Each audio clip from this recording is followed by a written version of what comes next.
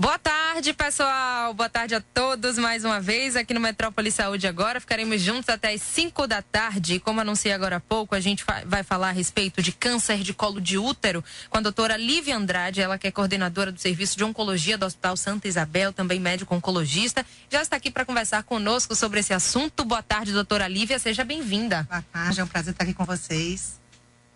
E a gente está aqui justamente para esclarecer aí um pouquinho, né, sobre quais seriam aí os fatores de risco relacionados ao câncer de colo de útero, como é possível prevenir, também a possibilidade de cura, como é aí a questão do tratamento e também o acompanhamento da paciente, né, após aí esse tratamento de câncer de colo de útero. Vamos entender um pouquinho aí do cenário também, né, a respeito dessa doença que depois, né, eu estava dando uma pesquisada, depois do câncer de mama e do câncer coloretal, ele é o que tem mais incidência nas mulheres. Seria isso mesmo? Seria isso mesmo. São os dados do INCA que mostram que o câncer de colo uterino está em terceiro lugar como câncer feminino e ainda é um número muito elevado. Foram cerca de 15 mil, mais de 15 mil mortes, casos novos no ano passado e mais de 5 mil mortes por câncer de colo uterino, os dados do INCA de 2016. Então, ainda é uma doença que mata muito, infelizmente. E apesar de ser uma doença que mata muito, doutora Lívia, esse cenário, né, assusta um pouco, mas é importante a gente também trazer aqui para os nossos ouvintes que é um câncer que tem a possibilidade de cura, principalmente quando se tem um diagnóstico precoce, não é isso? Como é possível aí, talvez, detectar um sinal, algum possível sintoma logo nessa fase inicial? Ele fica mais quietinho ou ele pode apresentar aí na mulher algum sinal que poderia ser um indicativo para uma investigação nesse sentido? O câncer de colo uterino, ele costuma ser sem sintomas na fase inicial, então é muito importante que as mulheres façam um exame preventivo, que é o de Papa Nicolau, anualmente. Está indicado acima dos 24 anos até os 65 em mulheres com vida sexual ativa. Então, a realização do exame é de extrema importância, porque a gente vai conseguir pegar aquelas lesões iniciais. E aí tem um tratamento, e quanto mais precoce for o diagnóstico, maior a chance de cura, chega a quase 100% nesses casos de doença inicial. O Brasil, ele ainda vem caminhando na melhora desses números. Na década de 90, cerca de 70% dos casos de câncer de colo uterino eram diagnosticados em casos mais avançados, doença invasiva, mas hoje em dia está em torno de 50%, 55%. Então, a gente vem conseguindo melhoras no diagnóstico precoce, mas ainda, infelizmente, estamos longe dos países desenvolvidos, como Estados Unidos, Canadá e Europa. Perfeito, a gente está aqui recebendo hoje a doutora Lívia Andrade, lembrando a vocês que estão convidados a participar conosco, o telefone é o 3505-5000, ligue para cá. Você também pode mandar sua mensagem através do nosso portal metro1.com.br, onde ainda de quebra fica bem informada aí com as principais notícias do dia, e tem também o WhatsApp do Grupo Metrópole 981553258. E aqui continuando a falar sobre esse assunto, né, o câncer de colo uterino. Vamos aí para os fatores de risco. A gente sabe que o HPV tem uma relação direta, né, com esse tipo de câncer. De que forma ele pode influenciar aí nesse aparecimento de algum tumor no útero? A relação do HPV com câncer de colo uterino é extremamente forte, chega a quase 100% dos casos. E não são todos os tipos de HPV que vão causar câncer de colo uterino. Nem todas as mulheres que têm HPV vão desenvolver o câncer de colo uterino. Mesmo aquelas mulheres que têm HPV do tipo oncogênico, né, de maior risco, ainda assim elas podem não vir a desenvolver a doença. A maioria dos casos de HPV, eles se curam espontaneamente, sem nenhuma intervenção. Mas o importante é que a gente já tem disponível, inclusive na rede pública, a vacinação. Está indicado para as meninas entre 11 e 14 anos. Esse ano teve uma boa notícia, os meninos também foram vacinados entre 11 e 14. Isso deve ter um resultado muito positivo brevemente. A gente vai ver cair bastante a incidência dessa doença. E no tentativa de proteção é uma vacina quadrivalente, ela cobre para 4 tipos de HPV, que é o 6, o 11, o 16 e o 18. O 16 e o 18 ele está mais relacionado ao câncer invasivo. 70% dos casos de câncer invasivo estão com 16 e 18, mas o paciente não vai estar totalmente coberto com essa vacinação.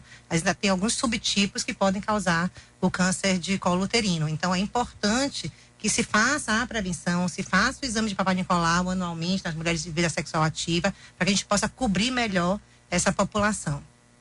Em relação aí, ainda falando dessa questão da relação, né, com o HPV, e aos exames, né, preventivos em relação ao Papa Nicolau. O que é que pode apresentar nesse exame que pode ser um indicativo de um HPV com tendência aí para desenvolver esse câncer no útero?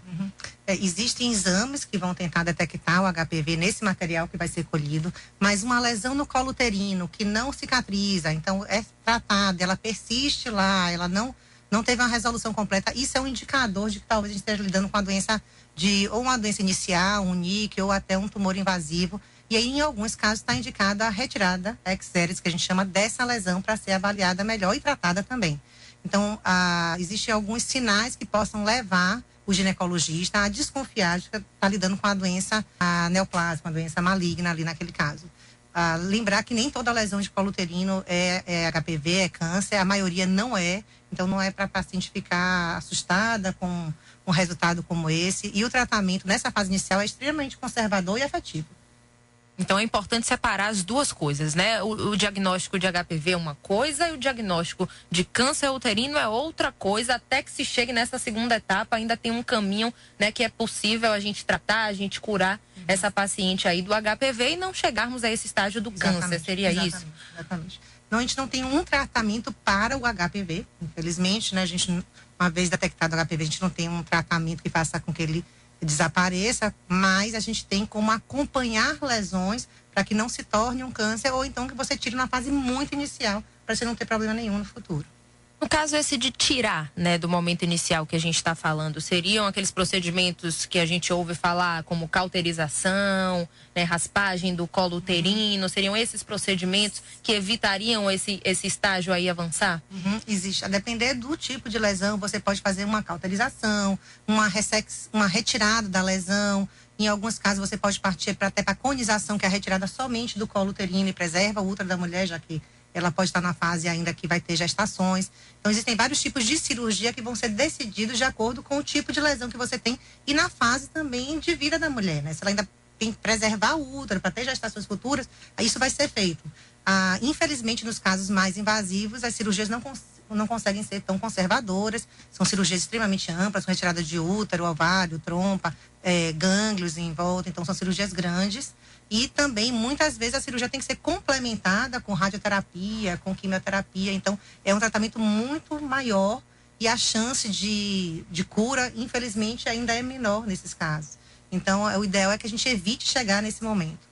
Perfeito. A gente está aqui com a doutora Lívia Andrade, ela que é coordenadora do Serviço de Oncologia do Hospital Santa Isabel. A gente está falando aqui a respeito de câncer de colo uterino. A gente já tem participações de ouvintes, mas antes vamos ao Metro 1 Informa e a gente continua aqui conversando com ela. Obrigada, Luísa, pelas informações. A gente continua aqui no estúdio falando a respeito de câncer de colo uterino. Aqui a gente tem algumas participações. Um ouvinte não se identifica, mas pergunta: doutora, o mioma pode desenvolver o câncer? Eu uso Dilmirena, estou com um mioma e de uns meses para cá tenho tido menstruação muito forte e muita cólica. Não, a gente não tem uma relação importante entre o mioma e câncer não de colo uterino, nem de câncer de endométrio, que é a parte interna do útero. Então, a gente acompanha o mioma de maneira regular, mas sem grande alarde para o paciente. Mas é claro que nos casos muito sintomáticos de mioma, você pode pensar em fazer uma embolização desse mioma ou até a retirada do útero, se forem mulheres que não têm mais desejo de ter filhos, mas a decisão vai depender muito do ginecologista com o paciente. Mas em relação ao risco de câncer, fique tranquila.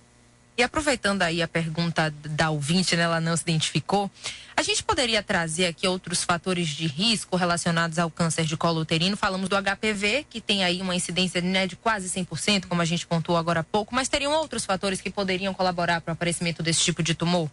Sim, existem alguns fatores que vão facilitar o desenvolvimento da doença, né? Então, não é o HPV, realmente a relação dele é extremamente forte, mas usos de pílula anticoncepcional aumenta o risco, né, de desenvolver a doença. Pacientes imunodeprimidos, como pacientes com AIDS ou algumas doenças imunodepressivas, lúpus, eles têm um maior risco de desenvolver a doença. O tabagismo também favorece. Pacientes que têm uma vida sexual muito ativa, com múltiplos parceiros, iniciou muito precocemente, ele vai se expor mais ao fator de risco. Então, vai facilitar que possa ter a doença. Esses são os fatores, eu acho, que mais frequentes. Em relação à questão, por exemplo, a gente pontuou, né, um pouco no início do programa a respeito, né, dos tratamentos, a questão da possibilidade de ter a necessidade de uma intervenção cirúrgica. O que é que a gente poderia trazer aí para nosso ouvinte que está acompanhando a entrevista a respeito dessa possibilidade de cura? Qual seria aí o estágio que ela pode ainda conseguir, né, ter essa cura? Talvez sem a intervenção cirúrgica, ou em determinado momento com a intervenção cirúrgica, fazendo a retirada do útero. Como é aí que a gente tem esse cenário da possibilidade de cura para essa paciente no câncer de colo uterino? O câncer de colo uterino tem de estágio 1 ao 4, onde o 4 é a doença mais avançada, inclusive com quadros de metástase, e o 1 e o 2 são os mais iniciais. Então, cai, infelizmente, de uma maneira muito rápida as chances de cura quando a gente está no estágio clínico 3 e 4, porque a doença tende a recidivar muito e até metastasizar em alguns casos. Então, é muito importante esse diagnóstico precoce para que a gente possa trabalhar no estágio clínico 1 e 2, tanto por cirurgias mais conservadoras e para tratamentos também mais econômicos, digamos assim. Ainda nos pacientes estágio clínico 3 e 4, a gente ainda vai ter chance de tratamento curativo. Então, mas só que você vai ter que englobar muitas opções de tratamento juntas. Então, às vezes cirurgia, algumas vezes não é possível a cirurgia, vai fazer quimioterapia associada à radioterapia. Em casos mais avançados, com doença com metástase à distância já, existem terapias-alvo, são terapias que tentam reduzir a irrigação sanguínea para os tumores e aí tentar que o tumor não receba sangue e aí fatalmente o tumor morre. Então, são terapias mais modernas que vêm ajudando na sobrevida das mulheres com câncer de colo uterino. Perfeito, a gente está aqui com a doutora Lívia Andrade, oncologista, falando aqui conosco a respeito do câncer de colo uterino. E Fabiola Silva pergunta: o que significa o resultado do exame CA 125 maior que 120? O CA 125 é um marcador tumoral. E, assim, dependendo da referência de laboratório que você fez, eu não tenho como te dizer, mas na maioria dos laboratórios fica em torno de 60, o valor máximo dele e tudo. Então, provavelmente é um exame que está com CA 125 aumentado. Ele não está aumentado somente em casos de câncer. Então, não é um exame extremamente fidedigno. Ele pode aumentar em casos de câncer, e aí, no caso, seria câncer de ovário, de mama, alguma alteração de peritônio, mas algumas doenças benignas, ou até mesmo a gestação, podem aumentar marcadores tumorais sem o paciente ter nenhum tipo de câncer. Então, esse exame isoladamente não dá diagnóstico de câncer, mas, obviamente, faz com que o médico, o clínico, o ginecologista, vá fazer uma investigação nessa paciente de uma maneira mais minuciosa, inclusive na investigação em torno de câncer. É importante a gente trazer aqui, a gente está falando especificamente do câncer uterino, né, o câncer de colo de útero, mas a gente tem 5 tipos aí de câncer ginecológico que pode acometer as mulheres. A gente poderia pontuar quais seriam esses tipos, até porque a gente muito fala, né, do câncer de colo de útero, já é bem falado por conta do HPV, o câncer de mama, a gente já tem aí campanhas incessantes, mas é importante pontuar aí que há outras possibilidades e que é preciso, né, acompanhar. Não fica coberto pelo exame do preventivo do Papai Nicolau, mas normalmente o ginecologista faz exames de imagem, como ultrassom transvaginal. Então, tem um câncer de ovário, que infelizmente também tem incidência muito alta, mas pega uma faixa etária um pouquinho mais idosa, né? Acima dos 60, que ele aumenta a incidência. Tem o câncer de endométrio, que também são em mulheres acima de 50, 60 anos, que é o câncer da parte interna do útero, né? A gente está falando do colo uterino, que é a parte final do útero, mas a parte interna do útero seria o câncer de endométrio. Tem câncer de trompa, que é extremamente raro. O câncer de mama, você já falou, que é um tumor feminino, mas não exclusivamente da mulher, né? Nós temos homens também com câncer de mama, é 1% dos casos de câncer de mama, mas existe. E o câncer de colo uterino, que ainda é o de maior incidência entre os cânceres femininos aqui no nosso país. Em relação ao câncer de colo uterino, a gente pontuou aí alguns, né, que tem uma incidência maior em pessoas, né, após a menopausa, com idade, né, mais avançada. O câncer de colo uterino, ele tem alguma faixa específica mais acometida ou ele pode realmente acontecer com mulheres de qualquer idade? Olha, ele costuma ter sua incidência maior acima dos 45 anos, porque existe um espaço de tempo muito longo, normalmente, entre a exposição ao HPV e o desenvolvimento da doença. Então, em torno de 10 ou mais anos. Então, quanto mais cedo essas mulheres foram expostas ou iniciaram sua vida sexual mais precocemente, ou tiveram múltiplos parceiros mais precocemente, esse tempo talvez venha encurtando. Mas, de uma forma geral, a incidência começa a aumentar em torno dos 45 anos, porque existe esse espaço maior. Pacientes imunodeprimidos, eles podem ter esse tempo entre a exposição e o desenvolvimento encurtado. E você vai ver câncer de colo uterino em mulheres mais jovens, mas não é o padrão. Difícil a gente ver câncer de colo uterino com mulheres de 30, 25 anos. Normalmente a gente pega nos nossos consultórios acima dos 40 anos. É a faixa etária que a gente vê mais. Perfeito. Em relação à investigação, até para quem está nos ouvindo aí entender. Vamos lá, digamos que uma paciente chega lá no consultório, na médica ginecologista, identifica uma possível lesão lá no colo do útero. A partir daí, como é que é essa investigação? Quais são os passos, né, para identificar se isso pode ser um indicativo, né, de um câncer de colo de útero ou não? Como seria aí esse processo? Essa fase normalmente está nas mãos do ginecologista, né? Que é o especialista que faz o preventivo, faz o Papa Nicolau. Então, esse material vai ser colhido, vai ser analisado e vai vir um resultado. E aí você pode ver NIC1, de alto risco, de baixo risco. A decisão do tratamento vai ser muito baseado no resultado dessa biópsia, né? Que vai ser colhida. Vai existir pesquisa de HPV nesse material, para a gente ver que a HPV está aí. Ainda é muito controverso e não está bem indicado se vale a pena as pacientes que têm HPV se vacinarem. Aparentemente não, mas existe ainda uma discussão em relação a isso. E a depender do resultado, se vier um tumor invasivo, aí sim deve ser encaminhado para o oncologista, junto com o cirurgião oncológico. Então, nos casos iniciais, normalmente o tratamento é cirúrgico, mas mesmo em casos iniciais, a gente precisa complementar a cirurgia, muitas vezes, com radioterapia e quimioterapia. Em alguns casos, inclusive, braquiterapia após a radioterapia, que são tratamentos, do ponto de vista oncológico. A radioterapia é radiação na área onde tinha o tumor, e a quimioterapia é uma medicação venosa que o paciente toma junto com a radioterapia.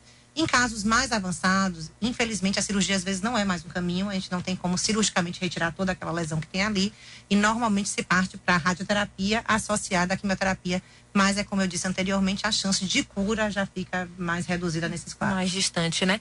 Em relação ao processo cirúrgico, por exemplo, né?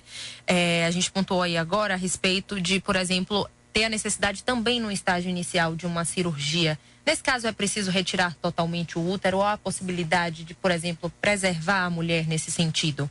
Existe. O câncer de colo uterino é um dos cânceres mais comuns em mulheres, inclusive gestantes. E mulheres que ainda estão com sua vida ativa, né, e pretendendo ter filhos. Então, muitas vezes, quando é possível, quando a cura é possível através dessa forma, existe uma segurança para a paciente, você pode tirar apenas a parte do colo uterino e acompanhar essa paciente de perto, tentando preservar o útero para que essa possa ter gestações futuras e você não impeça. Mas não é sempre que é possível essa opção, depende do avançar da doença. E é claro que a decisão sempre vai ser baseada na segurança do paciente. Você vai ter que sim preservar a vida daquela paciente, a segurança maior, na hora de tomar essa decisão de cirurgia. A gente vai dar uma pegada, Laura, pelas informações. Aqui, continuando o nosso papo sobre câncer do colo do útero, câncer uterino, a gente está falando aqui a respeito da relação, né, também com a questão do vírus HPV. E falamos muito da possibilidade desse câncer aparecer, inclusive, na mulher grávida, né? Em relação à presença do vírus HPV nessa mulher, ela corre o risco de transmitir isso para o bebê? Como é que fica aí essa questão? A ocorrência do HPV durante a gestação não é um fato raro, né? A gente acredita que 80% das mulheres com vida sexual ativa devem ter a presença de algum tipo de HPV. Então, é uma situação que pode ter uma certa frequência. Só que a possível contaminação do feto não vai ocasionar má formação fetal. Então, não tem um risco maior para o feto nesse sentido. Também tem muita dúvida em relação ao tipo de parto que deve ser feito, se tem que ser cesárea, se pode ser parto normal. Normalmente, o parto normal está indicado, sim, eles não está contraindicado nesses casos. Mesmo que aconteça a contaminação durante a passagem do feto pelo canal, ainda assim esse risco é baixo, né, de alguma malformação fetal, alguma alteração nesse bebê futuro. Então, preserva-se o parto via normal nessas pacientes.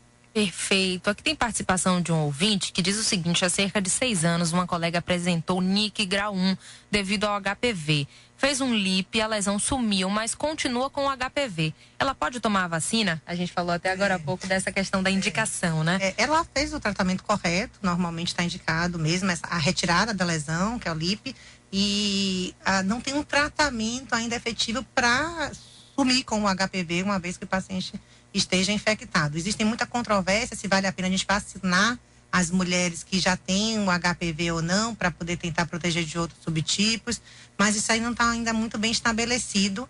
aparentemente não causa nenhum malefício para as mulheres que já estejam contaminadas com HPV receber a vacina. Mas a gente não consegue assegurar que vai ter algum benefício adicional com essa atitude.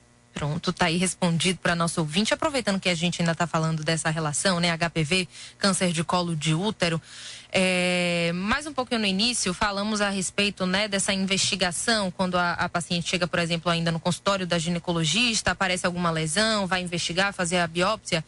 E aí vai que não dá o HPV, né? A gente falou, deu HPV, pode ser um indicativo, mas não dando, aquela lesão ali permanecendo, pode também evoluir ainda para um caso de câncer de colo de útero ou não? Infelizmente sim. Então, assim, isso não é também muito infrequente. A paciente tem uma lesão no colo uterino, uma lesão que não resolve, e você faz a pesquisa do HPV e vem negativo. Existem casos de câncer de colo uterino com HPV negativo, é raro, é 3% dos casos, mas existem. E também pode ter até uma falha na detecção desses exames, né? O que a gente tem disponível não vai cobrir todos os tipos de HPV e nem é 100% correto. Então, o ideal é que essa lesão seja ressecada mesmo, para que a gente possa avaliar a lesão como um todo e ver se não tem nenhum quadro de doença maligna ali, né? Um quadro de câncer inicial ali naquele processo, e aí você acompanha essas mulheres. Agora, nesses casos onde não deu HPV, estaria indicado já a vacinação. A vacinação aí já estaria um pouco mais bem estabelecido. O que poderia ser um indicativo de que essa lesão, por exemplo, poderia se tornar, né, um tumor maligno no colo do útero? Se na retirada, após a retirada, essa lesão retorna, isso pode ser um indicativo ou não? Isso já é um fator. A lesão recorrente, que não cicatriza, que ela vem crescendo. Então, isso já é um sinal de que talvez você esteja lidando com doença maligna. Mas, ainda assim, a tentativa é que você faça as retiradas das lesões e mande analisar. Mas em algumas mulheres com uma prole já completa, com a idade um pouco mais avançada, você pode sentar e discutir com essas mulheres até a retirada do útero, mas ainda é muito controverso isso. Mas se for uma lesão persistente, que teve múltiplas recorrências, era um caminho também a ser discutido. Tá aí explicado. A gente está aqui recebendo hoje a doutora Lívia Andrade, oncologista do Hospital Santa Isabel, falando aqui a respeito de câncer de colo de útero. A gente vai para o intervalo comercial e continuamos aqui conversando com ela. 37 minutos, estamos de volta com o Metrópole Saúde, hoje recebendo aqui a doutora Lívia Andrade, oncologista do Hospital Santa Isabel. A gente está falando a respeito de câncer de colo de útero e aqui ainda muitas participações de ouvintes com dúvidas a respeito desse assunto. Vamos logo aqui. A Anônima diz: tenho 30 anos e fiz algumas cauterizações. Por ter alterações hormonais, a médica informou que posso ter novas feridas e ter que refazer esse procedimento. Isso aumenta o risco de câncer? Eu posso optar por retirar o útero? É difícil opinar assim, sem saber a que significa essas lesões que você tinha, mas pela opção pela cauterização não devem ser lesões de alto risco, mas existe realmente o risco de recorrência. A cirurgia da retirada completa do útero não costuma ser uma opção, então você pode fazer em casos de lesões maiores um LIP, que é a retirada da lesão como um todo. Existem alguns casos até que se indica a conização para lesões mais invasivas de risco maior. A retirada completa do útero não costuma ser uma opção nesses casos. Mesmo em pacientes que tenham a prole completa e que tenham tudo já definido com idade um pouco mais avançada, inclusive com a sua. Você é muito jovem, você tem 30 anos ainda. Mas o ideal é fazer o que você está fazendo mesmo, fazer acompanhamento com exames de preventivo. Aí normalmente passa paciente de 6 em 6 meses e fazer a cauterização se for necessário. Pois é, e isso por conta também, né? A gente falou uma paciente jovem, 30 anos, né? Muitas vezes a retirada do útero também implica em outras questões, né? Ela não vai poder mais ter filho, não sei se nessa idade ela já tem algum filho, mas também implicaria em outras questões e muitas vezes por conta disso também acaba que não há indicação, né, doutora? O que a gente pode pensar do ponto de vista cirúrgico seria a retirada do colo uterino, que é a conização em alguns casos, em doenças mais avançadas. A cirurgia da retirada completa do útero é uma cirurgia muito maior, é uma cirurgia que tem até um risco maior, um tempo cirúrgico maior, e o pós-operatório também mais complicado, então não costuma ser uma opção. Pode ser até discutido em alguns casos de mulheres com prole completa, com um pouco mais de idade, mas não costuma ser uma opção regular, digamos assim, nesses casos de doença inicial ou lesões pré-malignas. Pronto. A gente vai pro giro e aqui a gente continua com a doutora Lívia Andrade, oncologista, falando sobre câncer de colo de útero. Vamos lá, Juan Carlos, nosso ouvinte, diz aqui: doutora, a mulher que tem ou teve HPV pode desenvolver câncer de colo de útero? Vamos reforçar aí essa relação, né, das duas situações. Boa tarde, Juan. Pode desenvolver, mas não é o comum. Normalmente as lesões, a infecção pelo HPV, ela não vai evoluir para câncer de colo uterino, e a maioria das lesões provocadas vão evoluir até espontaneamente na maioria dos casos. 70% dos casos do câncer de colo uterino estão relacionados ao HPV, o 16 e o 18. Mas existem 40 tipos de HPV que podem ser oncogênicos. Então, a vacinação que pega o 16 e o 18 não consegue cobrir todos os tipos de HPV. Então, mas a maioria das mulheres que têm HPV, elas não vão ter o câncer de colo uterino. Mas é claro que é importante fazer um acompanhamento, fazendo o exame de Papa Nicolau anualmente nessas mulheres. Aqui, Irina Santos, ela diz que tem 55 anos, quero saber sobre o espessamento do endométrio. Isso seria um fator para câncer? Qual o espessamento normal? Ela diz, obrigada, estou ouvindo a rádio. E aí ela estava aguardando aqui a resposta dela. Vamos lá. Oi, Irina, o espessamento do endométrio normalmente está relacionado a causas hormonais. Alguma medicação que o paciente esteja usando, mas é claro que o espessamento endometrial faz com que o médico fique atento ao risco de câncer de endométrio, que é a parte interna do nosso útero. O valor vai depender muito do exame, do método que você fez de ultrassom transvaginal. Normalmente vem a definição do tamanho da espessura, e a depender da característica, não só do tamanho da espessura, mas se é uma coisa mais heterogênea, mais irregular, você pode fazer um exame para avaliação dessa parte interna do útero, que é a esteroscopia, onde você faz uma raspagem dessa parte interna do útero, obtém material para que seja analisado para ver se tem algum sinal de doença maligna ali na parte interna do útero. Mas essa definição da indicação do exame vai ser muito pela ginecologista. E também não dá para também ser um indicativo somente o espessamento, né, doutora? Existem outras questões relacionadas também aí para definir esse diagnóstico. O espessamento em si, normalmente não estamos falando de câncer de endométrio, não, mas é um fator que deixa o médico atento, né? E uma investigação maior deve ser feita em alguns casos. Normalmente, como eu te disse, está relacionado a algum tipo de medicação que o paciente venha usando. Então, se for o caso e for possível, a suspensão da medicação é feita e se observa mais tarde o exame, mas no caso de persistência ou de um espessamento muito importante que vem crescendo, o médico pode optar por fazer esse exame para avaliar essa parte interna do útero. Perfeito. Vamos ao Metro1 Informa. Metro1.com.br informa. Obrigada, Paloma, pelas informações. Aqui a gente tem mais participação, perguntas para a doutora Lívia Andrade, oncologista do Santa Isabel, aqui com a gente hoje. Sara diz, doutora Lívia, faço o preventivo e a ultrassom transvaginal a cada 6 meses. Preciso fazer Papa Nicolau ou os dois juntos? Ficou meio confusa. Ela disse que está na escuta. Na verdade, preventivo e Papa Nicolau é a mesma coisa, né? A gente está falando do mesmo exame, Stephanie. O nome só que muda, mas é um exame do colo uterino. Normalmente está indicado anual. No Ministério da Saúde indica que se você tiver 2 normais, você pode fazer um intervalo maior de 2 a 3 anos. E algumas diretrizes internacionais não se mantém anual mesmo. Mas se a médica optou por fazer a cada 6 meses, imagino que tem alguma indicação específica para você. E o exame transvaginal, ele consegue ver a parte interna do nosso abdômen, da parte pélvica, né? Então a gente vai ver útero, ovário, trompas. Então é um exame que vai complementar o seu exame de preventivo. Mas você siga a recomendação. Se foi pedido para fazer semestral, deve ter algum embasamento para isso, né? Algum motivo para ela querer fazer um pouquinho mais curto o intervalo entre esses exames, e vai seguindo a recomendação. E aproveitando que a gente falou aí da transvaginal, ele foge um pouco, né, desse lado que a gente está falando do câncer de colo de útero, né, que é mais preciso aí o exame preventivo. Esse transvaginal pode ajudar aí numa indicação dos outros possíveis cânceres ginecológicos que a gente falou? Sim, pode tanto ajudar no câncer de colo uterino, mas também pode ajudar no câncer de ovário, que não é um órgão fácil de ser visualizado, principalmente nas mulheres pós-menopausadas, que tendem a atrofiar o ovário, então ele fica um tamanho muito reduzido, às vezes difícil de ser visualizado. Então o transvaginal vai ajudar a isso, sim, para visualizar o útero, o ovário, as trompas, se tem alguma alteração na parte pélvica das mulheres. E aí, se tiver alguma alteração, você pode partir para exames mais refinados, como uma ressonância, uma tomografia, para tentar visualizar melhor essa área. Aqui nossa ouvinte Irina, que a gente respondeu sobre o espessamento do endométrio, ela agradece, diz muito bem explicada pela médica, esclarecendo claramente as dúvidas. Que bom que aí a gente conseguiu esclarecer para você, Irina. A gente continua falando aqui sobre o câncer de colo de útero. Falamos a respeito da possibilidade de cura, né, no primeiro bloco, doutora Lívia.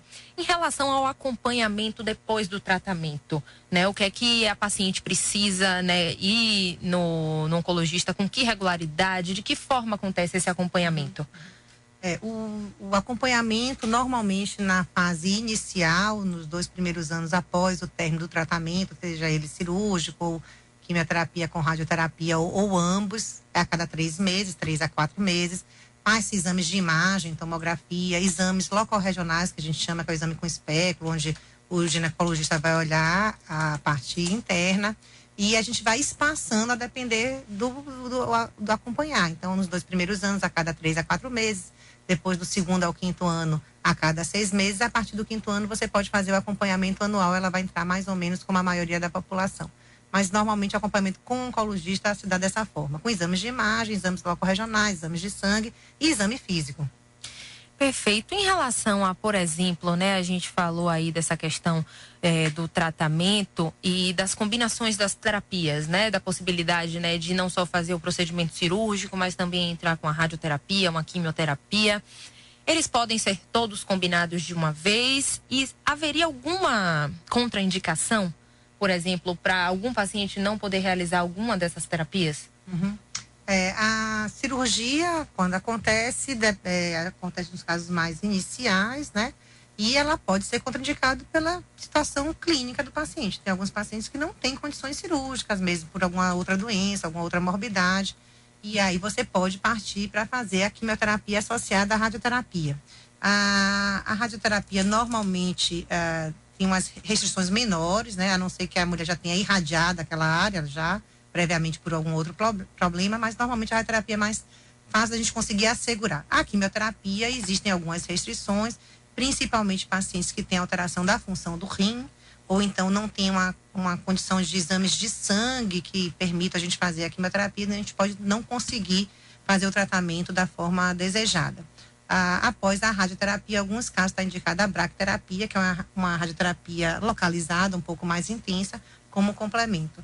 Mas existem, infelizmente, contraindicações e às vezes o médico vai ter que se adaptar à condição clínica do paciente para poder definir qual é o melhor tratamento para ele. Perfeito. Anônimo está conosco na 2? Diga, Anônimo, boa tarde. Boa tarde.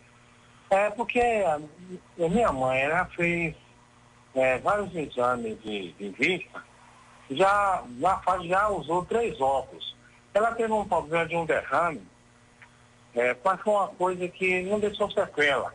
Mas só a vista dela, a vista esquerda, ela sente, parece que tem parece que ela disse que sente, parece que é um bocado assim de terra na vista, já fez exame várias vezes e nunca consegue resolver o problema. Usa óculos, mas nunca resolve o problema. Quem são aí do DT em relação a isso aí? Olha, aí no caso seria a parte da oftalmologia mesmo, né? Porque ela deve ter alguma alteração no olho, isso é óbvio, né? Uma história tão longa como você está falando, mas o especialista realmente tem que ser o oftalmologia. Eu não conseguiria ajudar você nesse caso. A gente está falando aqui a respeito de câncer de colo de útero, até para a gente fechar, já estamos no finzinho do nosso programa. Tem uma pergunta aqui de um ouvinte que diz: doutora, quem já teve câncer de ovários pode ter outro câncer? O câncer de ovário, ele é uma porcentagem pequena, fica em torno de 10%, ele pode ter uma relação genética. Então, existe uma relação genética entre o câncer de ovário, o câncer de mama e alguns outros tipos de câncer, mas isso depende muito de todo o histórico familiar, a idade que aquela paciente teve câncer. Então, o câncer de ovário, se a gente tivesse que fazer uma relação maior, seria com o de mama. E normalmente essa relação acontece quando o paciente tem alteração genética que a gente chama de BRCA1 e BRCA2. Então, aqueles pacientes que têm essa alteração genética, BRCA1 e BRCA2, tem em torno de 85% de ter câncer de ovário e em torno de 90% de ter câncer de mama durante a sua vida. Mas a gente está falando de uma parcela muito específica da população. Só em torno de 10% dos casos de câncer têm essa relação genética que eu estou explicando. O câncer de ovário em si é uma patologia que não tem uma incidência tão infrequente na população feminina, e como toda mulher, como toda paciente, a gente tem que acompanhar para outros tipos de neoplasia. Então, não é que o paciente está no nosso consultório com câncer de ovário que a gente vai focar somente nisso. Então, a gente vai fazer exames de mamografia nessas mulheres, a gente vai fazer exame do Papa Nicolau, se for indicado. Então, todo acompanhamento que a gente faz para a população geral, a gente continua fazendo para um paciente que já teve algum tipo de neoplasia.